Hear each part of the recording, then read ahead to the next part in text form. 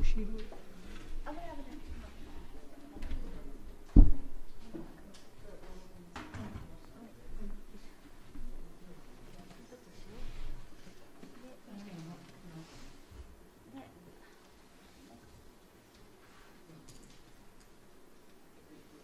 これもう少し前。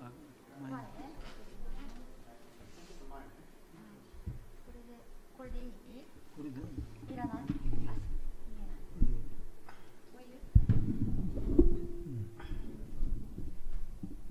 これもっと前ね。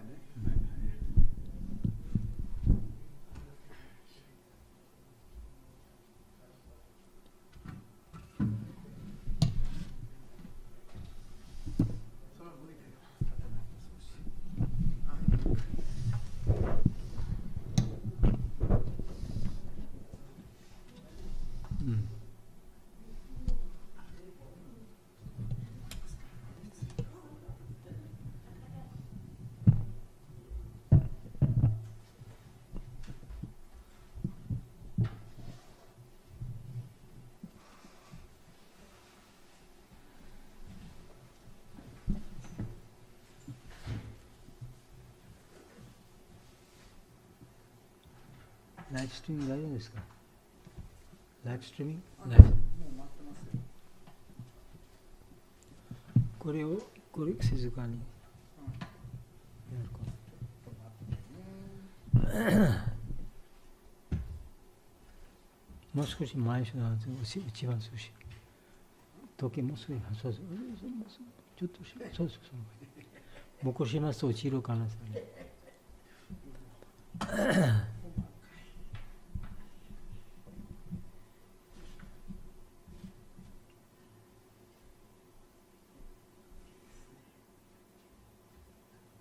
これ、あ、スーシャン、これ消す。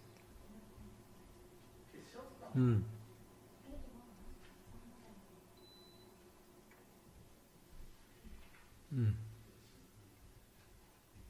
大丈夫ですか？始めます。最初に皆さん、プラナマントラ、ベーダのマントラ、サハナバート。オームサハナバート、サハノーブナクト、サハヴィリアムカラワワハイ、テジャシナバディタマストマビドビシャワハイ。オームシャンティシャンシャンティハリオンシャメノミトラシャンバルナハシャメノバワトアリヤマシャメノインドブリハスパティシャメノヴィシュノルルクラマハナモブランマネナマステワヨत्वमेव प्रत्यक्षं ब्रह्मासि त्वमेव प्रत्यक्षं ब्रह्म वदिष्यामि ऋतं वदिष्यामि सत्यं वदिष्यामि तन्मामवतु तद्भक्तारम् अवतु माम् अवतु भक्तारम् ओम शांति शांति शांति हरि ओम पूर्णमदा पूर्णमिदं पूर्णात् पूर्णमुदच्यते पूर्णस्य पूर्णमादाय पूर्णमेवावशिष्यते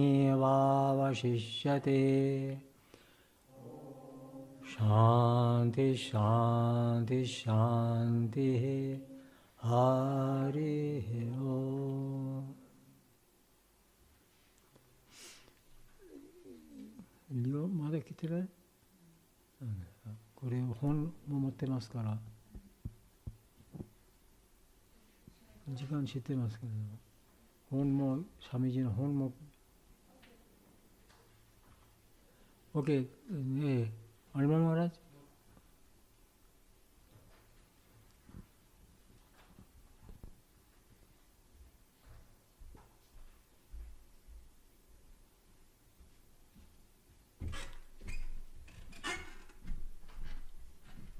これから参加Swami Vivekananda ji. Him on Swami Vivekananda by Swami Vivekananda ji.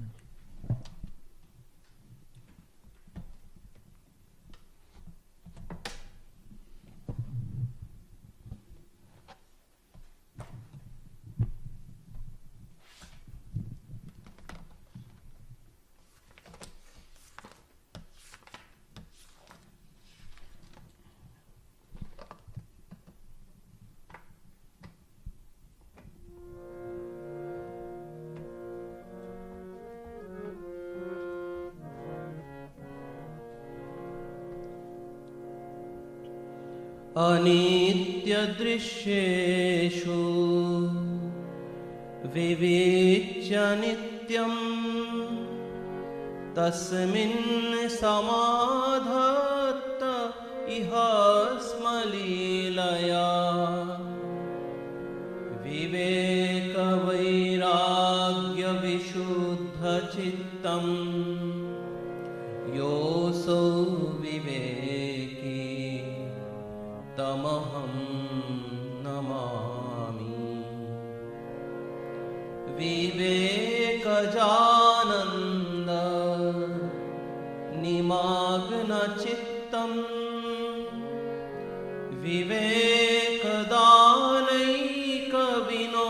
विवेकदानैकविनोदशीलं विवेकभासा कमनीयकान्तिं विवेकिनं तं सततं Namami.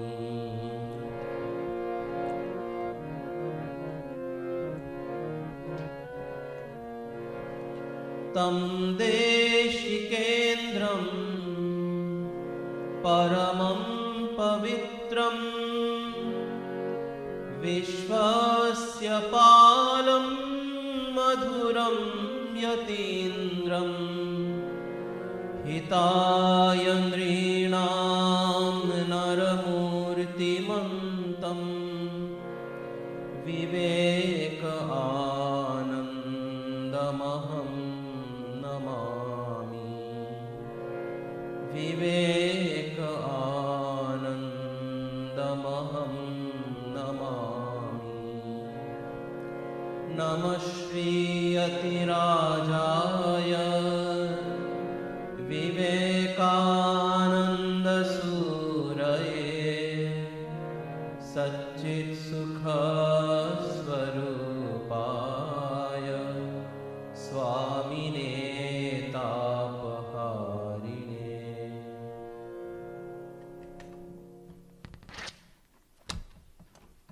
Leo. English one. Japanese we find out from here.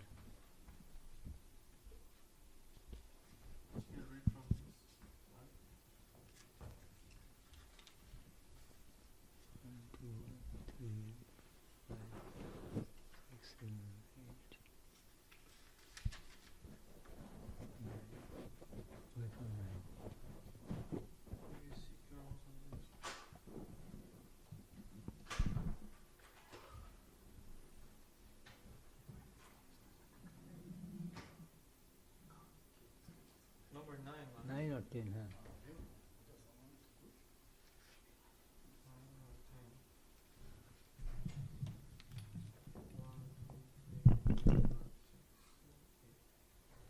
Yes. Okay. Leave it to who is Akemi-san?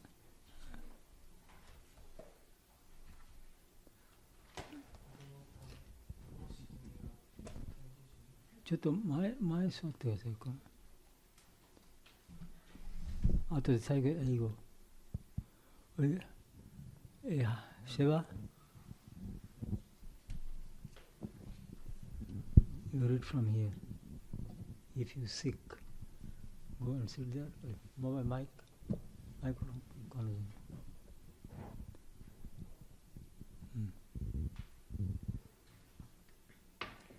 If you seek your own Most salvation, near. if you seek teachings of Swami Vivekananda.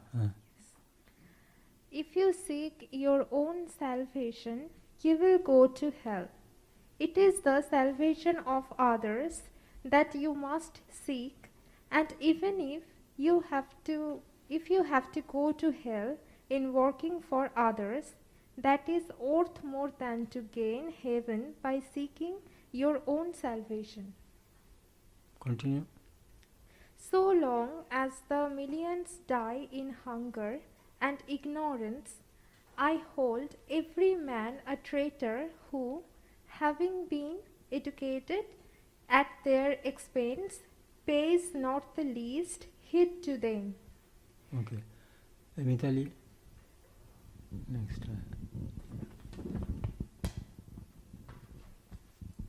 So long as even a single dog in my country is without food, my whole religion will be to feed it.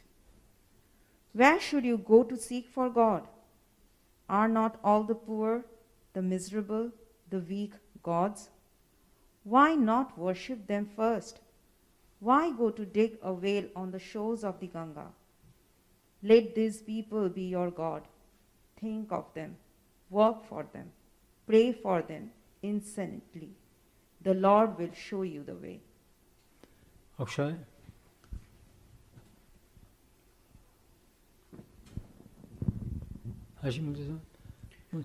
Religion deals with the truths of the metaphysical world, just as chemistry and the other natural sciences deal with the truths of the physical world.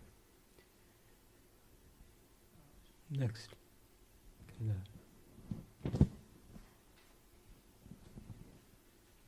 Take religion from human society and what will just remain. Open your mask. I cannot hear.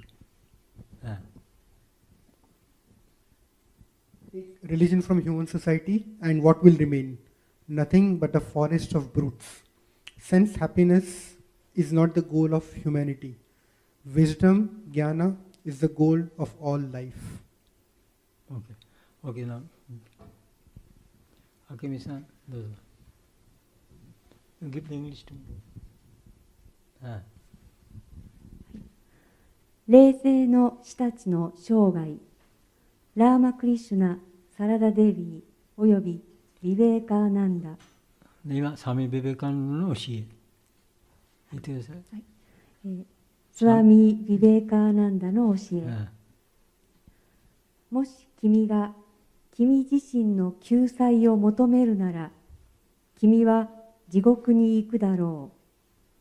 君が求めなければならないのは他者の救済だ。そしてもし君が他者のために働いて地獄に行かなければならないとしても、それは自分の救済を願って天国に行くよりも価値がある。どうぞ続けてください。幾百万が飢えと無知の中で死んでいる間は、彼らに代償を払わせて教育を受けていながら、彼らに一個も与えぬ連中の一人一人を私は裏切り者と見る。我が国にたとえ一匹の犬でもが食べ物がなくている間は、私の宗教はそれに食べさせることだ。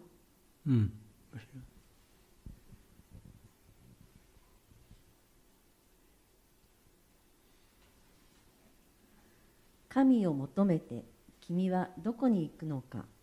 貧しい人々、不幸な人々、弱い人々は神々ではないのか。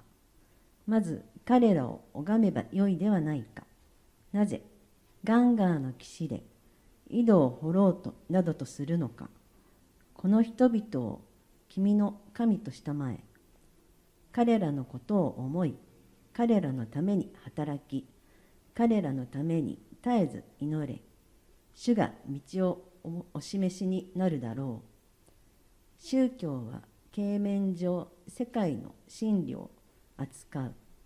ちょうど科学その他の自然科学が自然界の真理を取り扱うように、人間社会から、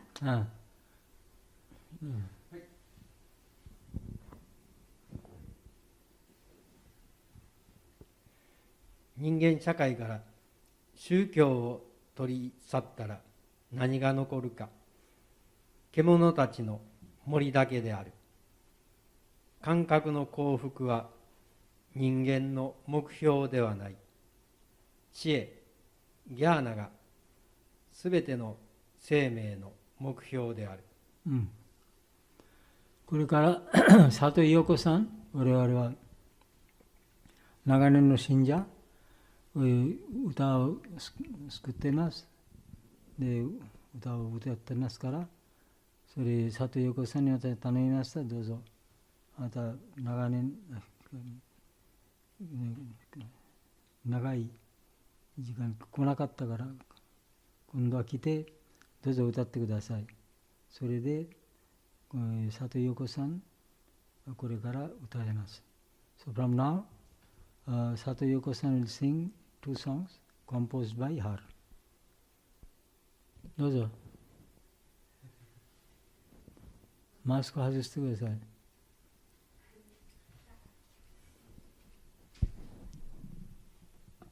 向こう。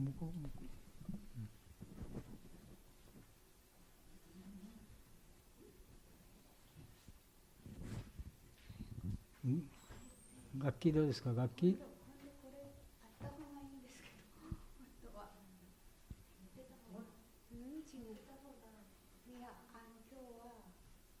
ちょっと近く。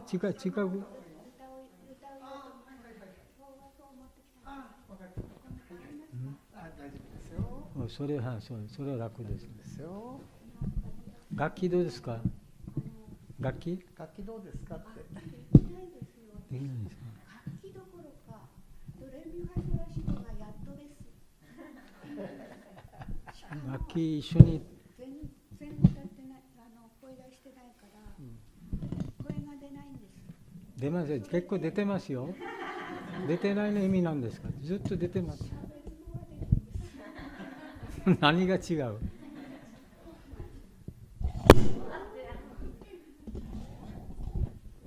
両方で楽にして歌おうかなと思った。立って方がいいや座って方がいい？どっちがいいですか？立ってね。それで私の口声が出ないから声が大きくなる。あ、本当？なんか今日優しいじゃん。何歌おうかな。ちょっと近くに来て。はい。じゃあどっちがいいかな。最初マハラジ短い。皆さん最初短いのを歌って後から長い方を歌った方がいいですか？それとも最初。昨日言いました両方短い？いや、そうです。両方短いけど、どっちかって言ったら一行こっちの方が短い。じゃあさ、声が出やすい方の先に歌うね。どうぞ。苦悩ただの苦しみにしないで主を通して生きてゆきましょう。そうすれば人生がすべて聖なるものとなってゆく。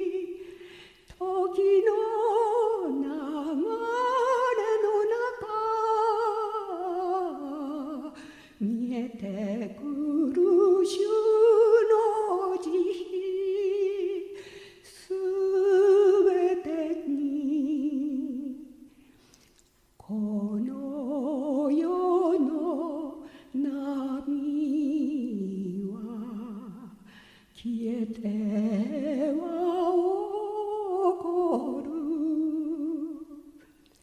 絶え間なく動き続けてる人が学ぶためあらゆることを受けましょう。その時わかるだろう。神のおぼしめしにお任せを。神のおぼしめし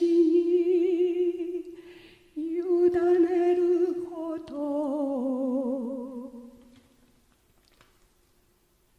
サビ。恩情の美風は永遠に吹いている。あなたのすぐそばを流れてる無限へ磨こう千差を高く掲げて主の愛のそよ風を深く深く味わおう。これは声が出ないから低く歌いました。一つこれはね、生きるっていう歌でした。今のは名前。今度はこれは一回ね、なんかあれで音楽を送ったことあるんですけど、カルマと学び屋です。カルマは自分自身とか人間世界一般のこと、学び屋は全宇宙、それからこの地球で起こるさまざまなこと、それと自分のさまざまな問題、人間の持つさまざまな問題と結びついていることについて歌ってます。カルマと学びや。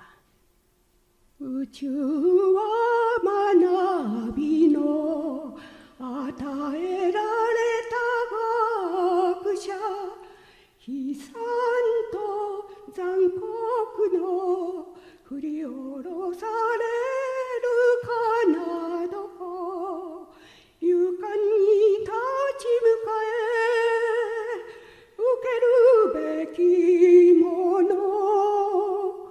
喜び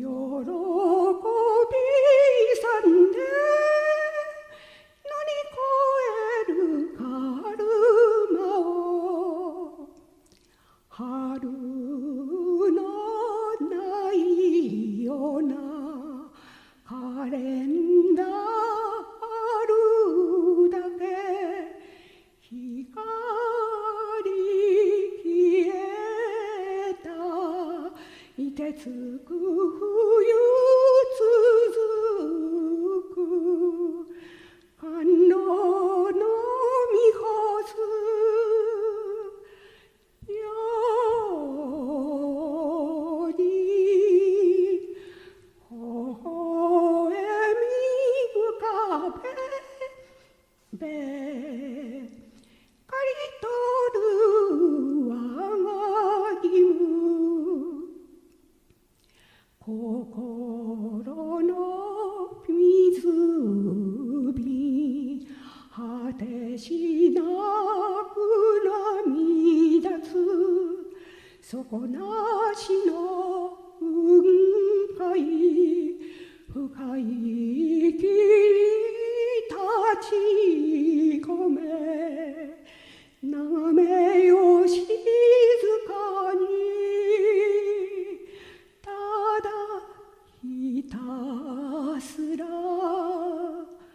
見るだけで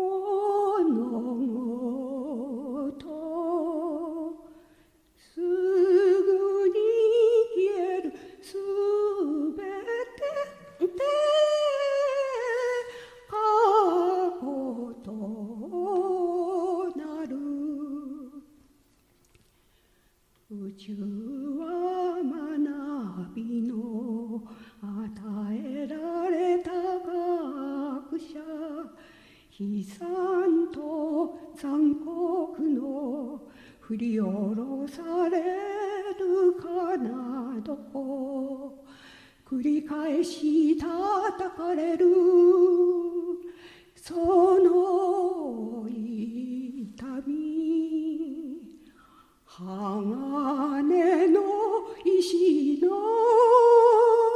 巨人になるため、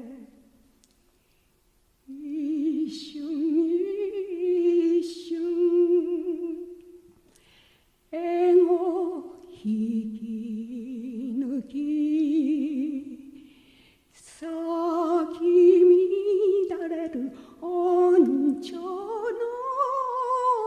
ハスの園、一瞬一瞬血が引き抜き、咲き乱れる恩寵のハスの園。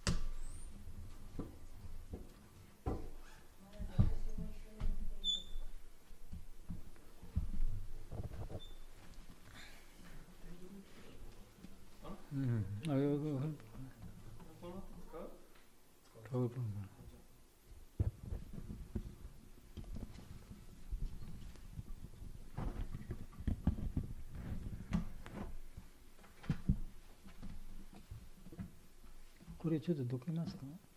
いや、これ誰のこれは翻訳 But he says they're going to use it afterwards too, Maharaj. True, but どけた方がいいね。通訳の関係ないですか？どこに置くんですか？もう少し前の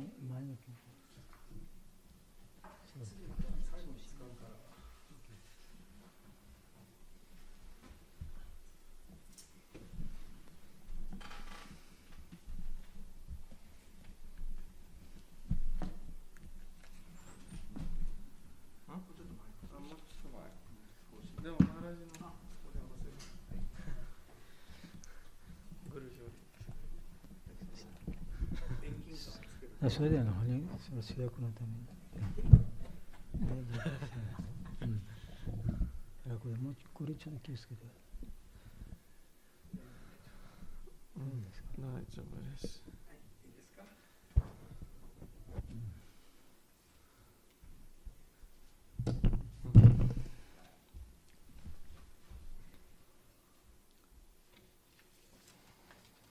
Swami Vivekananda's actual birthday was yesterday. スワミ・ビベカナンダのインドの暦によって昨日の誕生日は昨日でした。Though according to English calendar it was 12th January. で、西暦によって12日でした。So sometimes for foreigners it's a little confusing, which actually the date one should observe. そうですね。インド人がではない人に対してはちょっといつ祝うべきかちょっと混乱してしまいます。So one is according to the solar calendar, one is according to the lunar calendar. So for our celebrations in India, especially when you celebrate the birthday of any spiritual person or some incarnation of God or some saint, then we will follow the lunar calendar. 西暦と、それぞれの国の暦がありますが、インドではその聖者と、アバタラの誕生日を祝いするときに基本的に暦を使います。And according to our Kyokai's tradition, if the actual birthday falls before the third Sunday, that means when we have our monthly retreat, then we hold that celebration in that month itself. But if it is after Sunday, third Sunday, then we celebrate in next month. 教会の決まりとしては、もしその、聖者アバタラの誕生日は、第3日曜日、霊会の日の前に、ありますと、その月の霊会に、祝いしますけれども、霊会の後来たら翌月に祝います。So it may so happen that in future the day will be the same. That means the actual birthday and the birthday, the third Sunday when we generally celebrate. もしかしたら将来的には、西暦と暦があって同じ日にお祝いすることがあるかもしれません。可能性あります。Okay, so in the morning, as you know, we did the ritualistic worship, and then there is a lunch prasad, and followed by this afternoon session of the celebration. 午前中礼拝の儀式を行い、その後お昼のプラサードをいただいてからこれからこちらのプログラムを。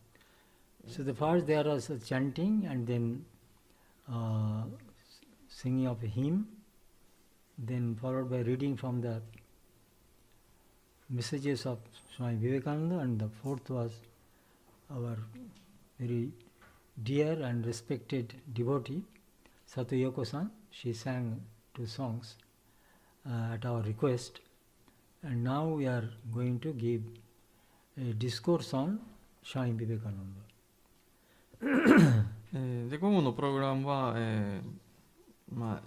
賛美歌で始まり、その後はスワミ・ヴィベカナンダの、言葉の断片を朗読し、で佐藤横さんという私たちがよく尊敬する、長年の信者の、2つの、曲を、聴きました。でこれからスワミ・ヴィベカナンダに関する講話を始めさせていただきます。So today the theme of our talk is Swami Vivekananda, the embodiment of bliss. Varun, can you come forward? You come here, first row.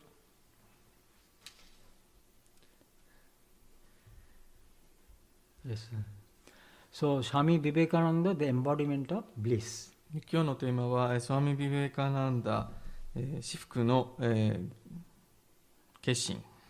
I want to show you a photo of Swami Vivekananda,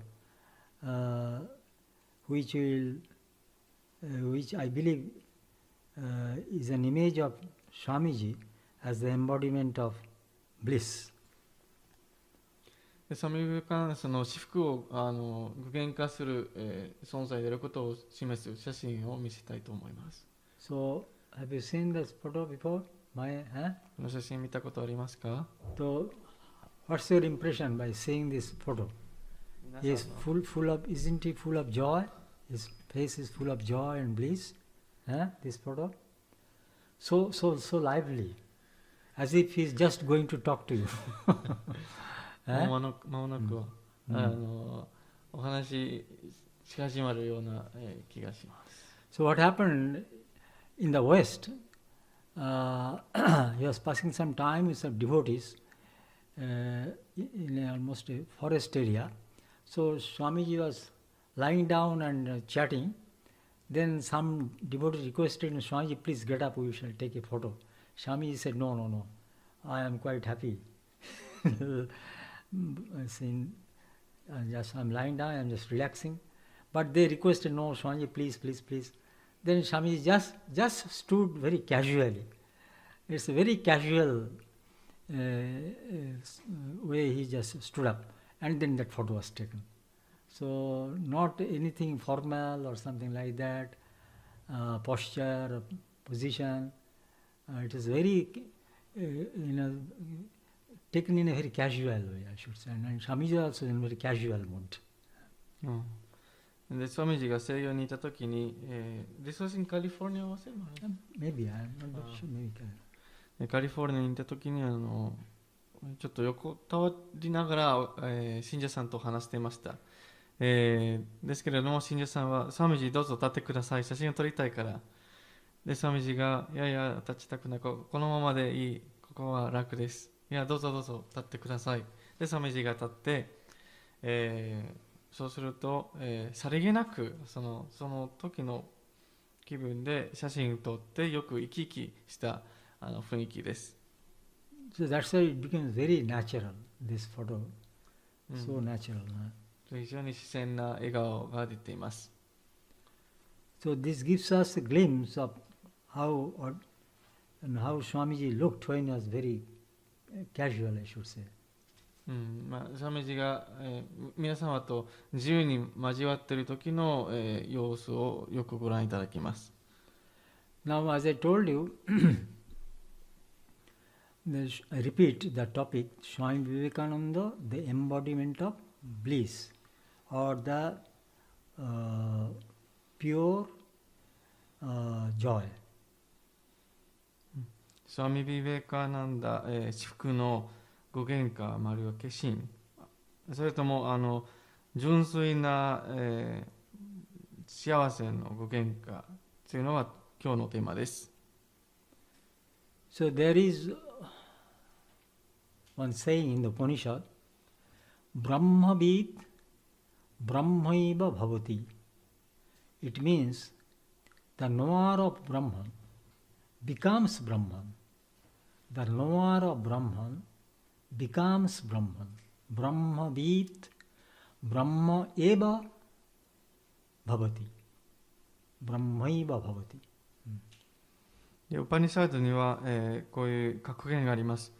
ブラフマンを知る人こそはブラフマンになる。It's a very profound statement. What does it mean by this saying of Upanishad? That means one who is a knower of Brahman. Now, what's the nature of Brahman? Many of you know the nature of Brahman is existence, knowledge, and bliss, absolute. So this is a very important adjective, absolute. Or in Sanskrit, Sat, Chit, Ananda. If you literally translate it, becomes existence, knowledge, and bliss. But in Satchidananda, this idea is also there. It's absolute. Absolute joy, absolute knowledge, absolute existence. ブラフマンを、説明するための、言葉として、存在、知識、至福、が用いられていますが、それは絶対の存在、絶対の知識と絶対の、至福です。So why it is said this 絶対 absolute? Because there is also existence, there is also knowledge, there is also joy, which is relative, which is small, which is decaying. But this type of Sat Chit Ananda, existence, knowledge and bliss is absolute,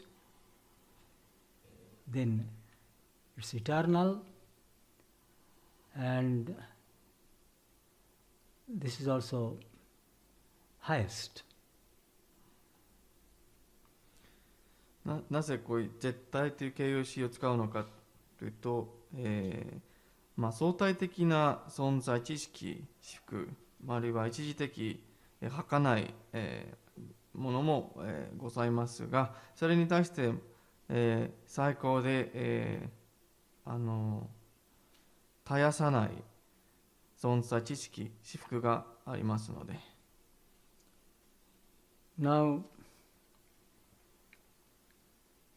when we say that the knower of Brahman becomes Brahman, that means the knower of the Brahman or a realized soul also imbibes the nature of Brahman. That means he also becomes or he also attains that state of Satchidananda, that means existence, knowledge and bliss absolute. ブラフマンを知った人、凡が一如という意味が、ブラフマンを知っているからこそブラフマンの性質を自分のものにして絶対の存在知識、至福になります。Now, what is the general image of a priest or a monk? Mostly in the West and also to some extent in the East also, the general impression of a priest, priest means, as they say, Catholic priest, I am saying in that sense, or the monk, is that they are calm, quiet, serious, somber, reserved, and may smile but does not laugh. Talks but not gossips, not chats. So this is the general impression of a monk.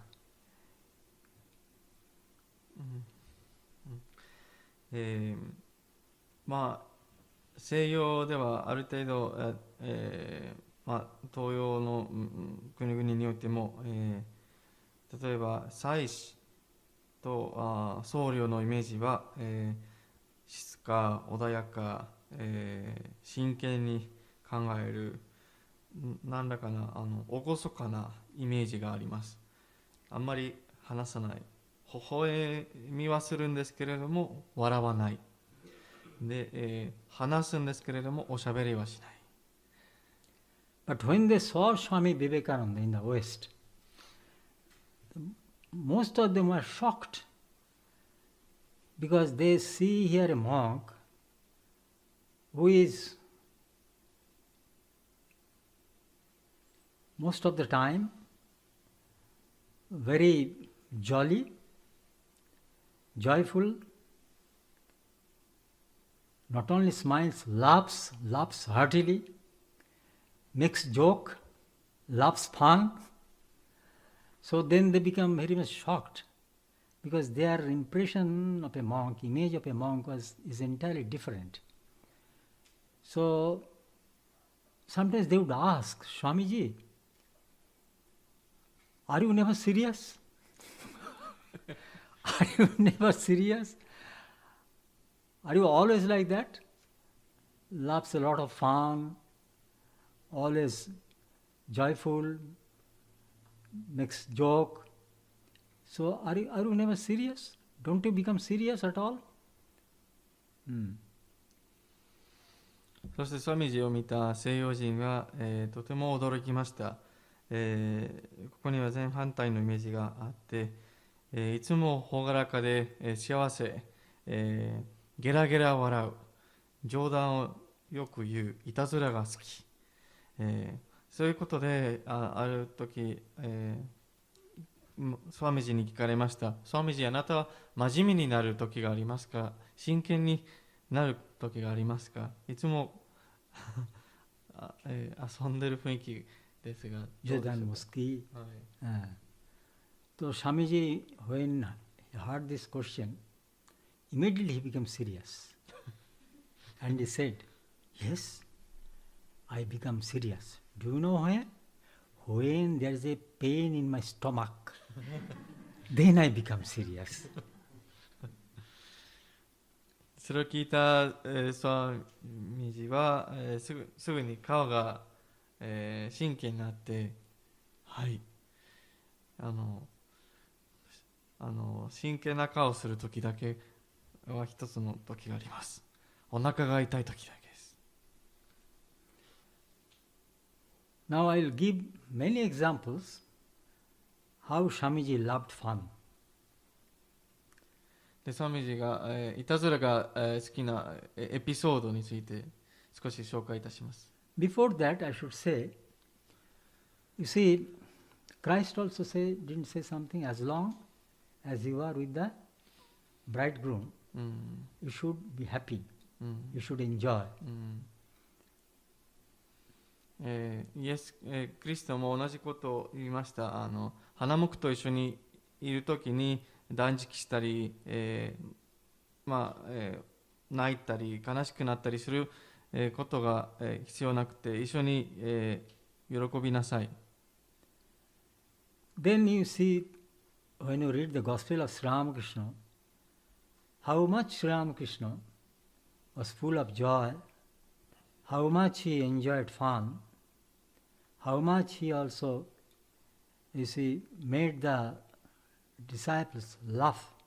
There are so many examples and stories and anecdotes are there in the Gospel. That's why the reading of Gospel is never a monotony. It's very interesting because all this Sri Ramakrishna's teachings with lots of funs and jokes and stories and examples make it such an interesting study of Gospel. スリーラマクリシナの福音書では、スリーラマクリシナは、遊び、が大好きで、直弟子を、常に笑わせるように、いろんな冗談とかいたずらとか、賢いコメントをしたりして、非常に面白い本ですね。退屈しない。The Holy Mother made a comment, she made a remark about Sri Ramakrishna, because after the passing away of, when he left the body, these mortal bodies, then there are many devotees who had no chance to see Sri Ramakrishna, so they asked Holy Mother about Sri Ramakrishna. Then Holy Mother said that I never saw him without joy. He was always joy, he was always full of joy, and with all. I mean, with children also, with young boys also, with old people, then ladies, gentlemen. So he was always full of joy. That was one of his character traits. スリーラマクリスナに会うことができなかった信者はホリマーザーに会って聞きました。スリーラマクリスナはどういう人でしたでしょうか。でホリマーザーが答えました。彼は、いつも喜びにあふれていました。喜びがない時見たことがありません。いつも、喜びであふれて、何の老若どんな人に対してでも、一緒に喜んでました。One educationist, famous educationist, and at the same time a social reformer and also a political leader, his name was Ashwini Kumar Datta. Ashwini Kumar Datta, he visited Sri Ramakrishna a few times.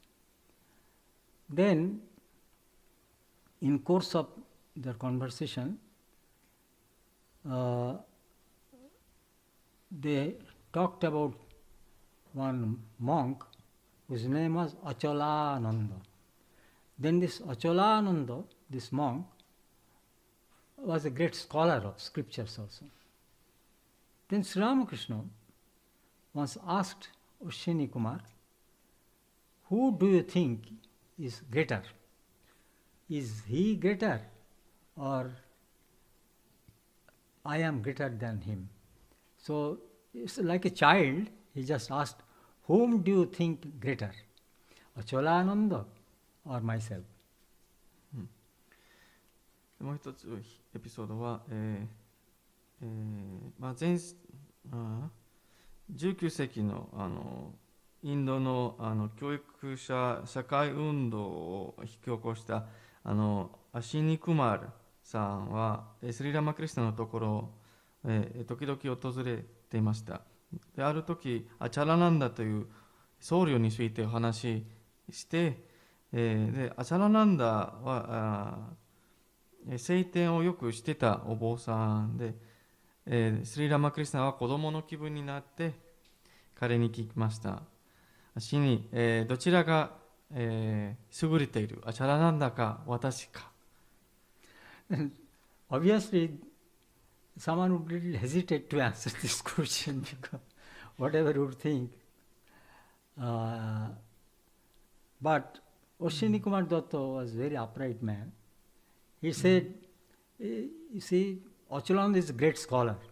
So how one can compare you with him? How you can be equal to him? Because he is a great scholar. But you are almost an illiterate person. So there cannot be any comparison. So when Sri Ramakrishna heard this, his face was a little sad. Became a little sad. Yeah. この、ような内容を質問されると答えるのは長寿する人がいるんですけれども、アシシクマルダッタはアッシンクマルダッタは、正直な人で、答えました。彼は優れた学者、あなたは、文字ほとんど読めないので比較ならないんですよ。でそれを聞いたシリラマクリスナはちょっとしょんぼりした顔を見せました。Then Oshini Kumar Datta made a very significant comment. But you are full of fun. You are full of fun.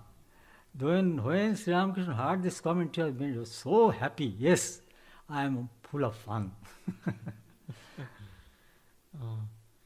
How should I translate fun here?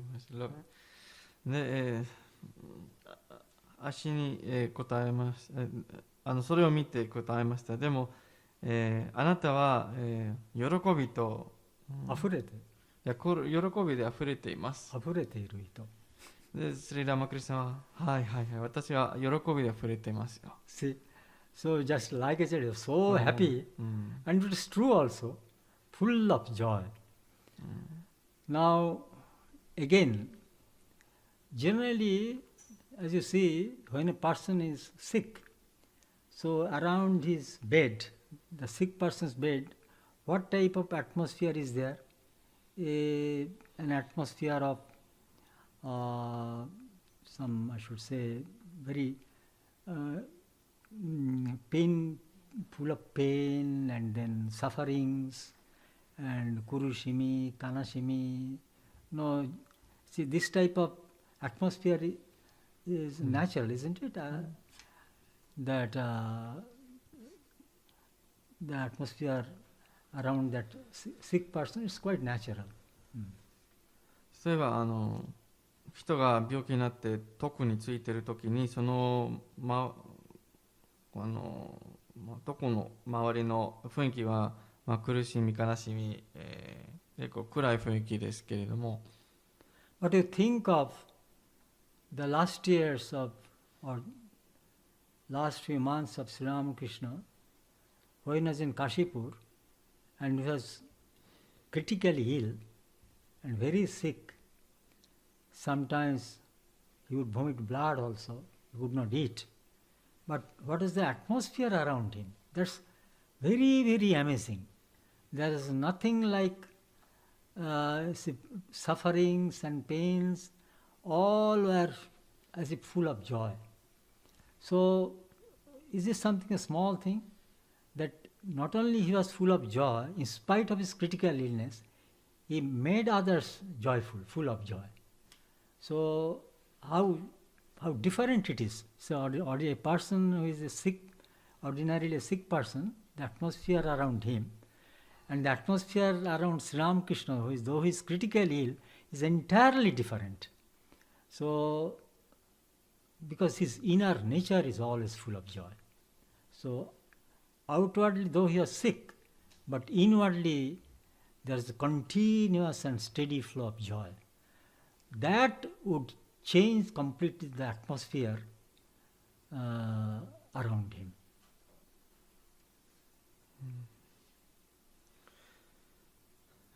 シリラマクリスタが、最後の数ヶ月に、がんがどんどん重篤になって、血も、吐き出したり食事がほとんどできなかった状況でしたにもかかわらず、全然苦しみの雰囲気がなくて、いつも喜びであふれて、しかも他の人も、喜ばせていました。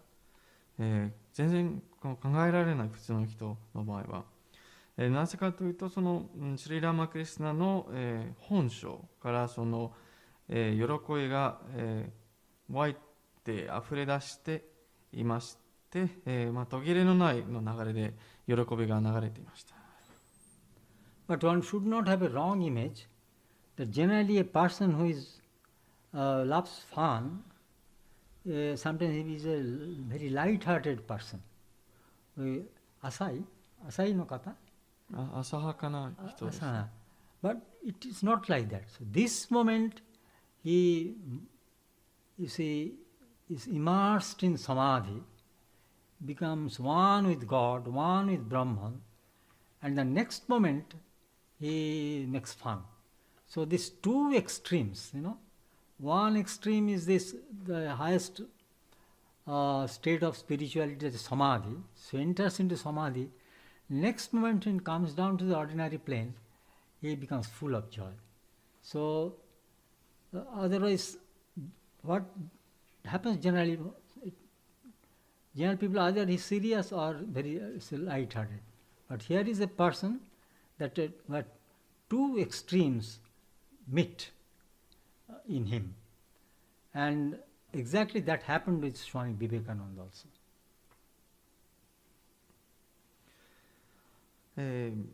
いつも喜びにあふれている人、であったとしても、浅はかな人だと考えてはならない。ある瞬間に、サマディに入ってブラフマンと合一、するんですけれども、その次の瞬間に今の、世界の意識に戻ってきて喜びにあふれています。その両極端を、統合して合わせた人格、あるいは人物でした。Now, Swamiji, just think of him. In the West, how tough his life was. He had to single-handedly face the opposition of the materialists, then Christian missionaries were very narrow-minded, most of whom were, just would not accept other religions. And Swamiji's critics also. And he had a long time, he has to travel long, and sometimes very, very, very cold. It was snowing, and in this type of condition, he had to sometimes travel many, many miles by train to give discourses in different places. Then there is no certainty of his place of residence, of his food. So even in this type of adverse situations, inwardly Swamiji was full of joy.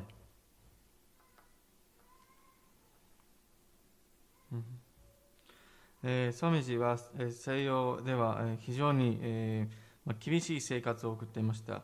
一人で、全ての、反論者と、戦って、例えばその唯物論者とかキリスト教の非常に狭い考え方を持っていた宣教者、あるいは極端者とか、あと、宣教活動の流れで長い旅をつけてました。列車で何百キロメートル行ったり来たりして、しかも寒い雪が降ってるところにも行って、次の場所に宿泊する場所があるかあと食事あるかどうかわからない状況でしたけれども、いつも中には、喜びにあふれていました。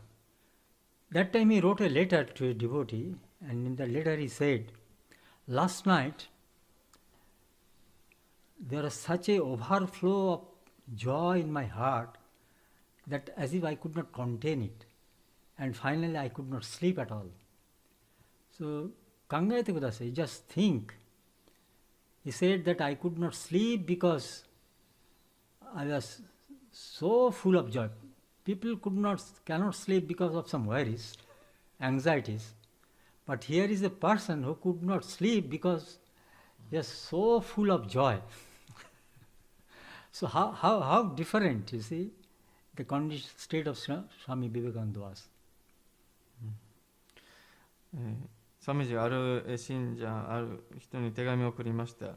で昨夜、心の中に、ものすごい喜びがあふれてきて、一瞬たりとも寝ることができませんでした。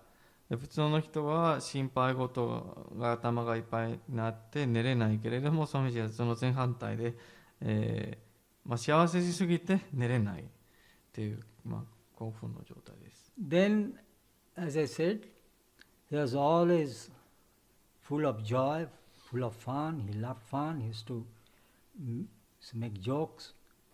And then, especially during the question and answer session after his talks, so there are quite a few examples which show that when he retorted the questions of the audience by making some jokes.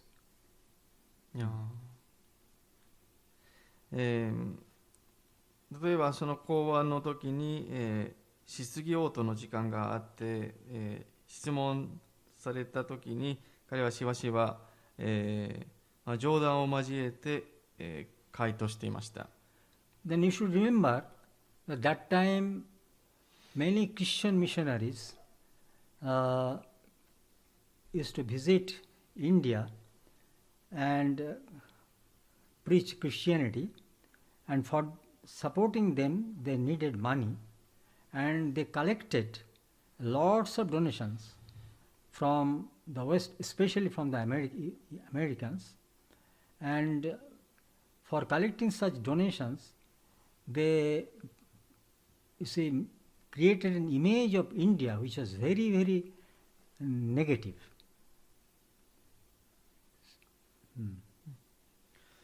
その時、インドで、選挙活動をつけていたキリスト教者がたくさんいまして、その選挙活動をつけるために、西洋人、特にアメリカ人から、お金をもらってました。でその寄付金を、もっと多くいただくためにインドについて非常に恐ろしいイメージを作っていました。So after the discourse, then in question and answer session, someone asked, Swami, they did not say Swami, Swami, we heard that in India the children are thrown to the Ganga, children sacrifice, child sacrifice. So they are thrown to the Ganga. Then Swami said, yes, madam, what you said correct. But in my case, do you know what happened? I was so fatty that the crocodile could not eat me. So that was why I survived.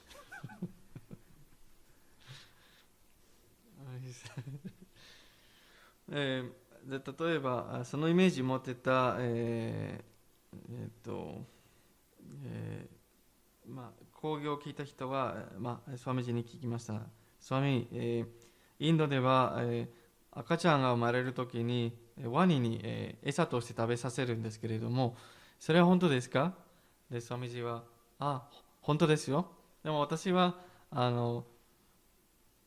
太すぎてワニに食べられなかったので生き延びましたよ。Then another question was that, especially the child, feminine girl, what should say, the girl, women will not, the child,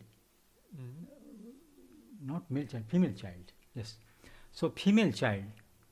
So especially the female children, they would be, or the female babies I should say, just after birth the female, The the baby babies, baby girls. baby girls you should say. The baby girls would be thrown into the Ganga, especially the baby girls. Because at that time they thought it is better to have a male child than the female child. Then Swamiji said, yes, you are true. That's why in India there are no females now. The males are now giving birth to the children. もう一つの人がスワミジに聞きました。スワミジ、インドでは、すべての女の子が生まれるときに、ガンガに流されて、死なせるんですけれども、それは本当ですか？本当だよ。でも女性がいないから今男性が子供を産んでるよっていう答えが出ました。Then one person asked, Swamiji or Swami, what's the difference between a monk and a monkey? The difference between a monk and monkeys. Of course, he wanted to make others laugh or make joke, I should say, fun like that. Then, okay, just. ある人は、スワミ、お坊さんと猿、英語でモンクとモンキーがよく似てるから。似てますから。何が違いますか？ Then Swamiji said, not much, but it's a difference between a sot and a scot. Now let me explain why Swamiji, responded in that way. Why he said this? Why he said this simile? I should use this simile. Sot and scot. The salt is like the black dirt that accumulates. What is salt matter? I tell you, it has to be. スワミジが答えました。あんまりないですね、違いは。英語の言葉、salt と scot ぐらいの違いです。Now, the sot means is drunkard. In English, there's a meaning, sot is a drunkard. And scot, a person who lives in Scotland. And that person was a man from Scotland. And he used to drink a lot. Swamiji knew that. The Scottish people drink a lot. Yes, yes. So then he told that the difference between a Scot and a sot, a drunkard and a man of Scotland. でそのダジャレで答えて、酔っ払いの人と、スコットランド人がよく酒を飲むからというふうに答えて黙らせました。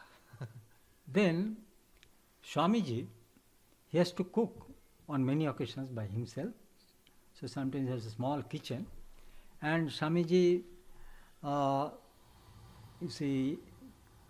asked his people whom he knew in India to export some spices, and Swamiji loved lot of spices in his food.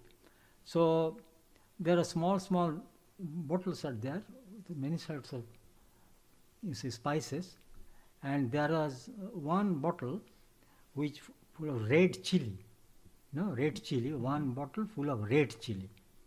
So one elderly person, he often used to enter into the kitchen of Swamiji and bother him, what is in it, and he would just take something from that bottle and eat it. So that was quite embarrassing for Swamiji, but Swamiji could not say him, don't come.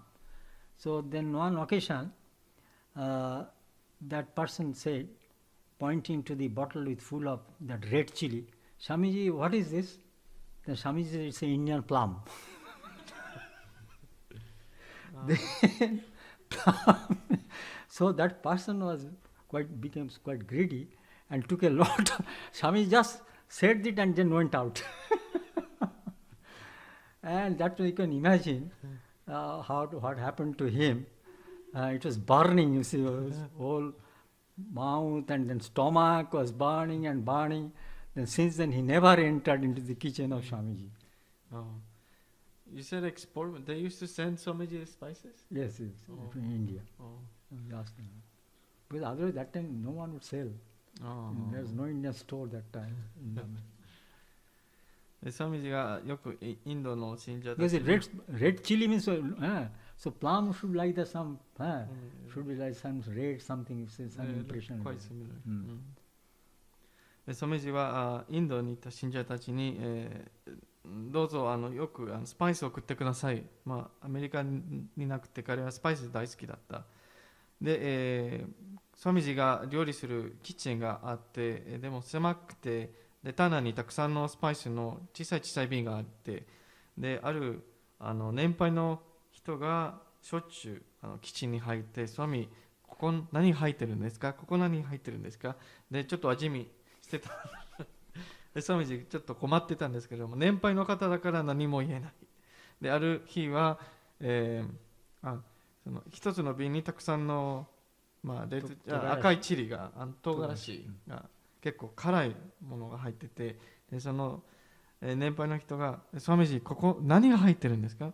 こちらインドの梅干しみたいなたくさん入ってますよ」で言ったら出ました。でその年配の方が欲張りになってたくさん食べてで口と喉とお腹が燃えるようになって、でその時から二度と基地に入りませんでした。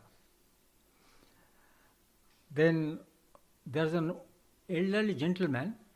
After whenever he used to talk, he listened to talk of Swamiji on Vedanta. So of course during the talk of Vedanta there will be, reference to Brahman.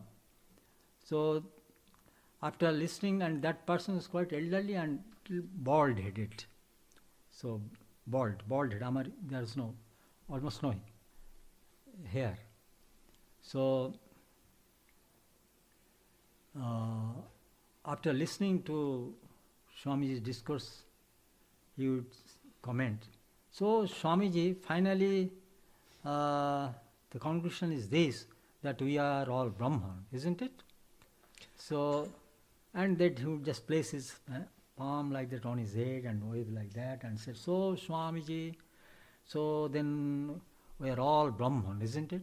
So almost he would repeat this same statement after Swamiji's discourses on Vedanta. The next, whenever that Swamiji saw that person was coming, he said that Mr. Brahma is coming. ある高齢者の方は、スワミジのベダンタの講演を聞いて、その最後にいつも、この言葉を言いました。じゃあ結論として、一言で言えば、私たちはみんなブラフマンでしょ。でちょっとハゲていて頭を撫でながら、私たちみんなブラフマンでしょっていう特殊な方がいたんですけれども、そのスワミジが彼を見た瞬間にいつもブラフマンの人が来るってブラフマンさんが来てます。Then it happened in India. That time Swamiji was a wandering monk and some brother disciples were with him. Swamiji fell sick at that time, and when he was recovering, most of the time they had to procure their food by begging, So when Swamiji fell sick and was recovering, then he just wanted to taste a curry made of eggplant, begune jhol. So he asked his brother disciples, can you collect some eggplant for me and cook some curry for me, because I want to taste this egg curry. So that time he was traveling in some Himalayan areas, North India.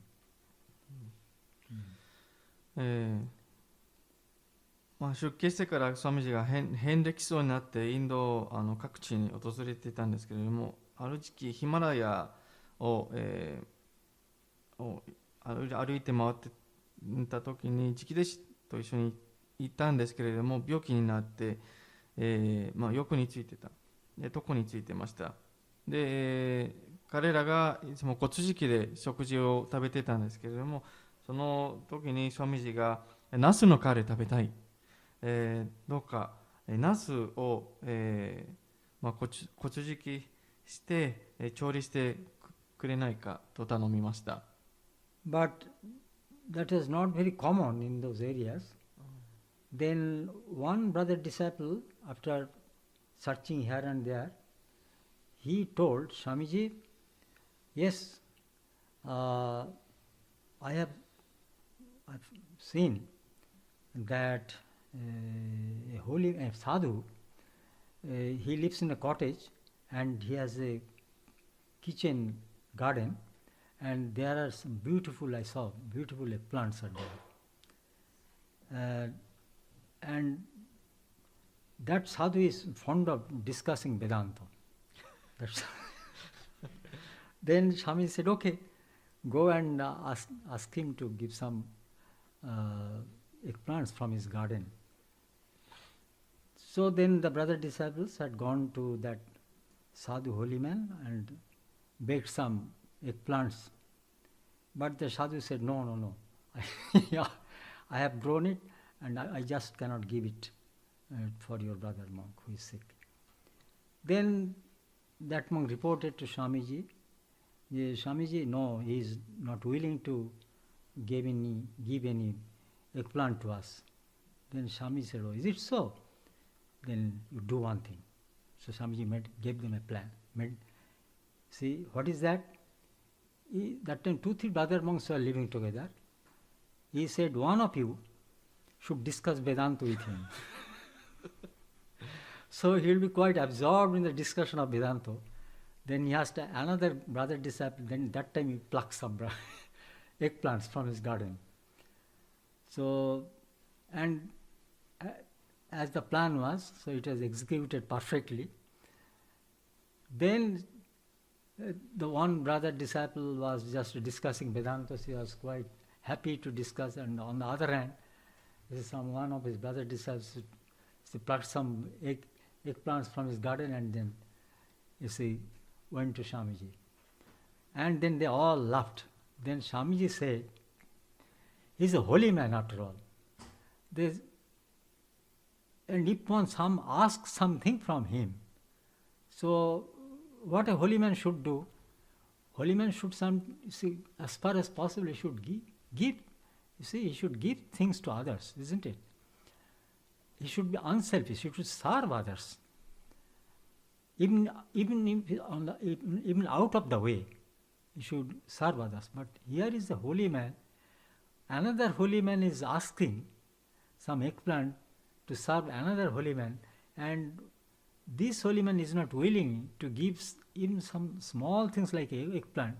So even if you pluck these eggplants without his knowledge, then you will not incur any sin. So that was his logic. So it should not be judged, according to ordinary sense, our concept of ethics. Swamiji's point was that. After all, it's a monk should, he should sacrifice his own interest to help others. But if a sadhu does not do it, that means he should not. He is not really a sadhu. He is not his behavior is not a sadhu-like behavior. So then, even if you just pluck some vegetables from his garden, then you will not incur any sin. でどうしようとなった時に、ある直弟子、兄弟弟子が、あちこち探し回った結果、一つのサドが大井に住んでいまして、その周りに、非常に美しい、庭があって、たくさんの、ナスが植えていました。で、しかもそのサドがベダンタの話が大好き。その話を、聞いた、少しナスをちょうだいと、頼んだんですけれども、そのサドは、私は一生懸命育てたから、あなたの、兄弟にあげることはできない。で、断って、で直で、兄弟弟子が戻ってスワミジに言いました。こういうことですね。あげたくない。しかし彼がベダンタの話大好き。でよし、こうしようと、スワミジが考えて、企んだ。一人が彼のところに行ってベダンタの話をしてください。そうすると彼はベダンタの話に夢中になる。でもう一人はこっそりナスをもぎ取って持ってきてください。で二人が行って一人がベダンタの話をして盛り上がって、で他のことを、気にしなくなった、サドがそこだけ見て、もう一人の、兄弟弟子がナスをもぎ取って戻ってきました。で二人とも戻って、スワミジが話しました。彼がサドです。サドの、本性は、やるべきことが頼まれたらあげるべき、苦労してもあげるべきです。そうしないと本当のサドではない。普通の倫理のことを考えないで、そのサドのあるべき姿こうなのであるから、今の時に、ナスを盗んだとしても罪を犯したわけではない。Then on another occasion, Swamiji wanted his brother disciples and also his disciples that they should be trained to give speeches, spiritual discourses. So he made a rule that during some gatherings of those monks, inmates of this monastery, by turns, the monks should give a speech. Now, one time, what happened? There was Swami Shubodhananji was quite young, and all the brother disciples used to call him baby Swami. Baby means Khoka in Bengali, so used to call him Khoka Maharaj. So one day Swamiji asked Shubodhanandaji, at this in Khoka, today you should give a talk. But Shubodhanandaji was very reluctant, he was very shy, and he has become very nervous also. But Swamiji insisted, no, you must give a talk. Now what happened? When Swami Shubodhanandaji stood up to give a talk, though he was very nervous, suddenly there was earthquake started. Earthquake. So when there is an earthquake, naturally everyone has to run away for safety. Then after some time, of course, the situation became normal. Then Swamiji used to make a fun. Khoka gave a earth-shaking speech. He gave such a speech that the whole earth shook.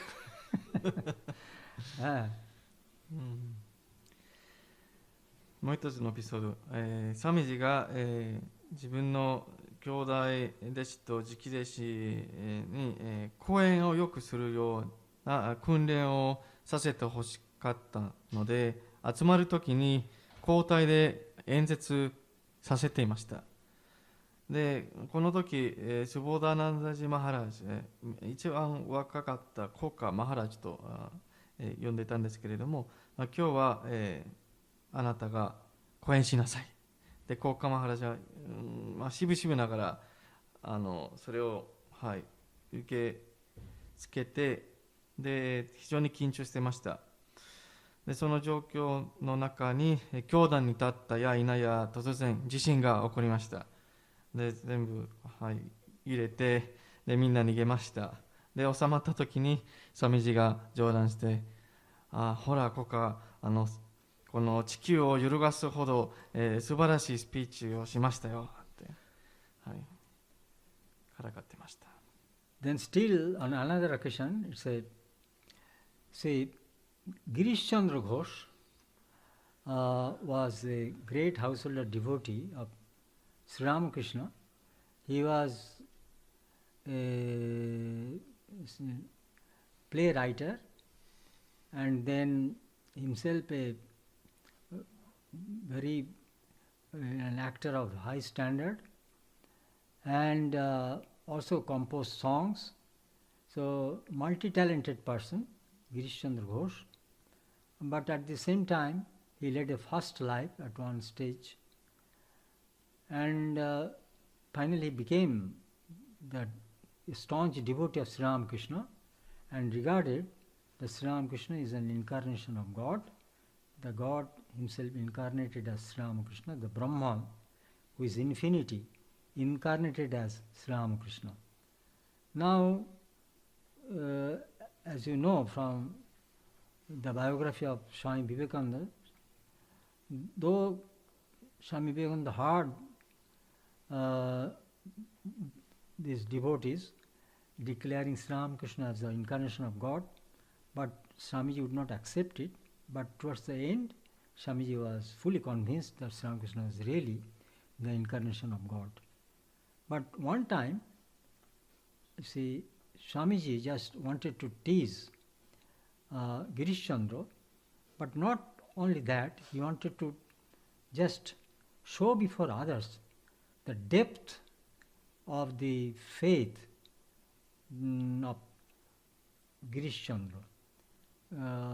So that's why one day when he visited Girish Chandra's house, he just started the conversation with this, that he used to call him GC, Girish Chandra, briefly GC, Girish Chandra C, GC, Girish Chandra.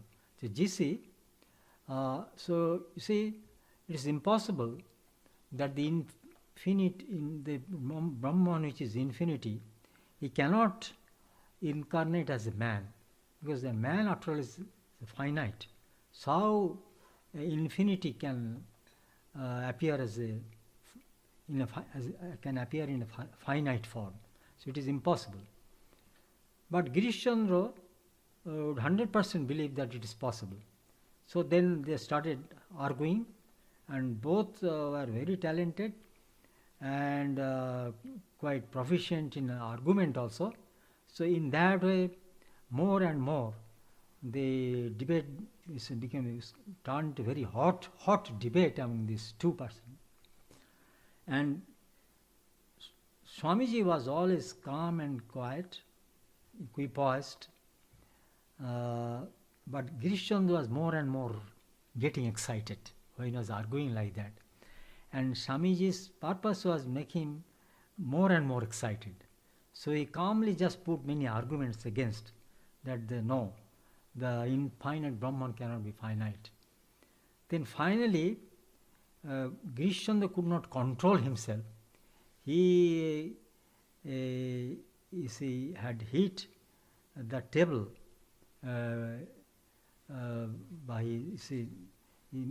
by the thumb, fist, yes. He had hit the table with his fist and said, I say, you rascal, you rascal, I say it is possible, I have seen it. Then Swamiji just, when he used the strong word, you rascal, he's using this word to Swamiji. Then Swamiji just what he did, he just hugged Girish Chandra and said, you see, how deep is the faith, how deep is the conviction of Girish Chandra. In fact, he wanted to test it, but he just wanted to just argue in such a way that he does not believe it. So that is also another quite interesting episode. もう一つはギリシという有名なベンガルの、脚本家、あと在刑者の信者でしたけれども、優れた俳優、でもあったし、あと音楽曲もよく作ってた人ですね。で持続的な生活を送ってましたけれども、スリラマクリスナに出会ったことで改心して、スリラマクリスナはブラフマンの化身であることを皆様に伝えていました。しかしスワミジは当初スリラマクリスナが神様の化身であると受け入れなくて、最後に受け入れました。である時ギリシの家に訪れて、ギリシの深い信仰心を他人に見せるためにちょっと、少し怒らせました。で、JC という、ニックネームで呼んでました。でスワミジが言いました。無限のブラフマンは有限の人間として生まれることが不可能でしょう。でそこから討論が始まりました。でそれぞれの、討論が非常にうまくて、反論し合いながら話が進んで、スワミジがいつも静かでしたけれども、ギリシがどんどん気持ちが熱くなって、でイライラしてしまって、で自分の気持ち遮られないときに、拳でテーブルを強く叩きまして、で言いました。お前私がこの目で見たことはあります。それは絶対に可能です。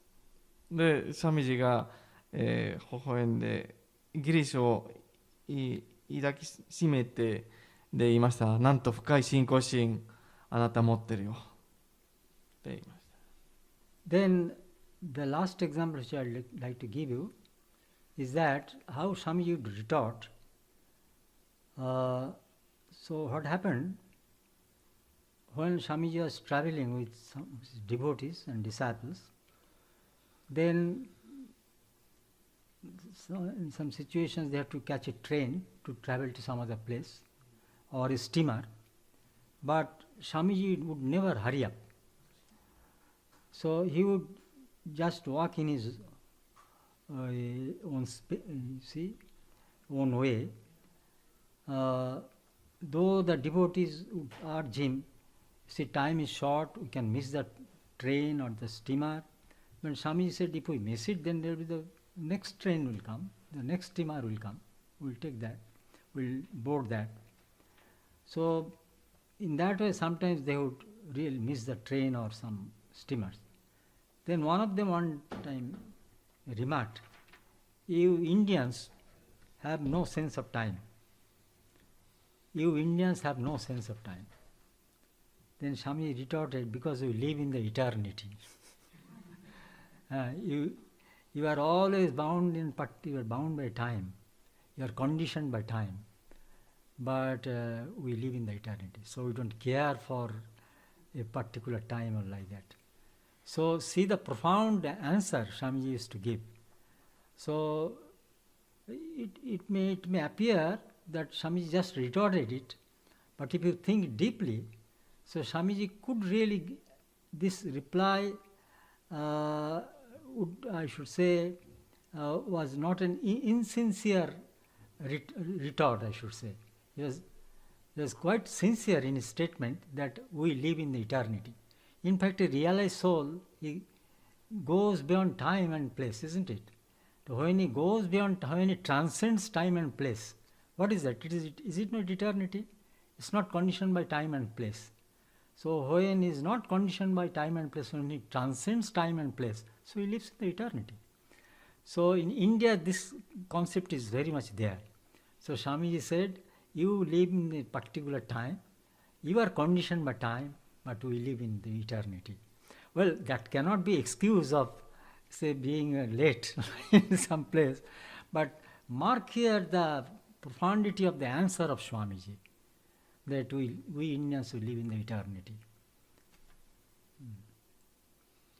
スワミジが信者共に、電車や、船でよく移動してましたけれども、彼はいつもマイペースで急がない、で、歩いてましたけれども、そのせいで何回も電車や船を逃せてしまった。で、スワミジがいつも、こちらに乗れなかったら次に乗るから大丈夫でしょう。で、それを何回も経験した信者がいました。西洋人の信者ですね。スワミジ、あなたはその時間のことをあまり気にしないですね。その時間の感覚が全くないでしょう。でもスワミジが、そうですね、おっしゃる通り、我々インド人は、永遠の時間に住んでるから、その時間の感覚がないんです。こちらの答えは、浅い答えではなくて、本当にスワミジがそれを信じていた。なぜかというと、悟った人は時間と空間を超えている。いつも、永遠の、次元に住んでいるから、それを言いました。なので、スワミジがある質問とかコメントに対してこういう答え出したときに、さりげなく話したと思ったとしても、その中には非常に深い意味が含まれていました。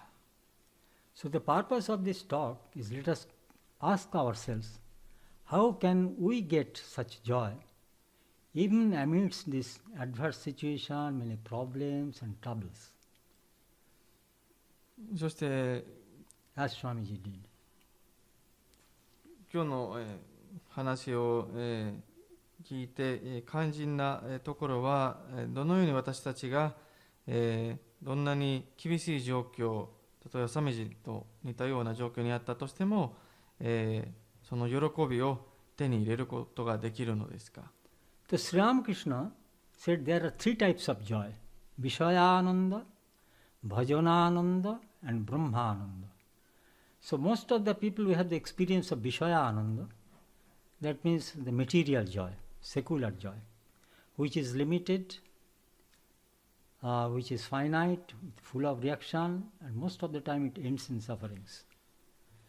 But better than that is Bhajanananda, a joy which comes out of spiritual practice, by singing the name of the Lord, by thinking of the Lord, by meditating on the Lord, by chanting the name of the Lord. So this is called Bhajanananda, you see, of spiritual joy as a result of spiritual practice. But the highest joy is the Brahmananda, the joy of Brahman, which is the highest bliss, as is told, Satchidananda. And in Bhagavad Gita it said, Bahya sparshesha saktatma vindati yatmani yat sukham sa brahma yogtatma sukham akshayam ashnate. That person gets that highest joy, akshayam, never ending, never decaying, eternal joy, who is not attached to the secular joy, and the source of whose joy is inside, that is his Atman. So that should be our highest goal of life. How we can get that first step is Bhajanananda, and finally the Brahmananda. That should be the purpose of our life. Let us strive for that.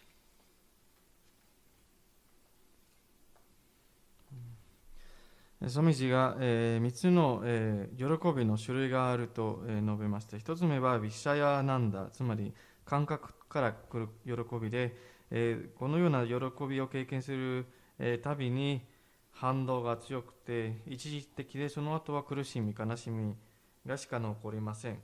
2つ目の、幸せは、バジャナナンダ、自分の修行、あるいは神様のことを考えたり、名前を歌ったりジャパンを繰り返したりすることで生じる喜びです。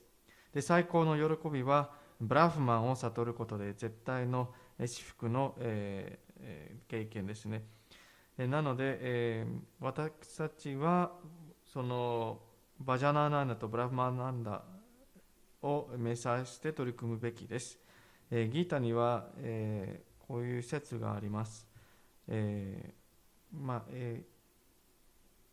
本当の、幸せな人が、無限のブラフマンに安住してアートマンから来る喜びだけを味わっている人なのです。世俗的な、喜びに浸っている人ではない。So that should be our goal of life. Yes. Okay, so thank you all, and thank you Leo for interpreting. So now we request Shanti to sing a song on Swamiji, and then finally Dibbonathanji will sing.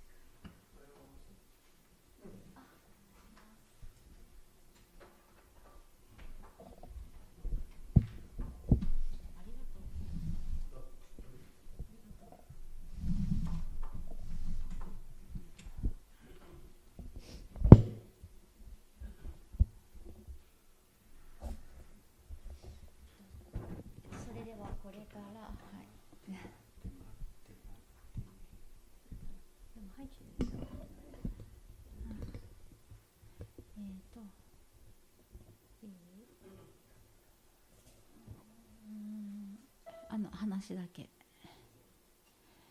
これからスワミジのディボーショナルソングを歌います。ファイルに10ページあります。ビビエカナンダありがとうという曲です。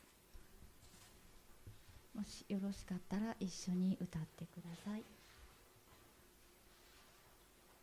待ってます。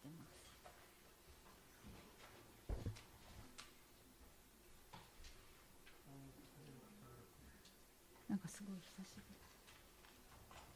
よいしょ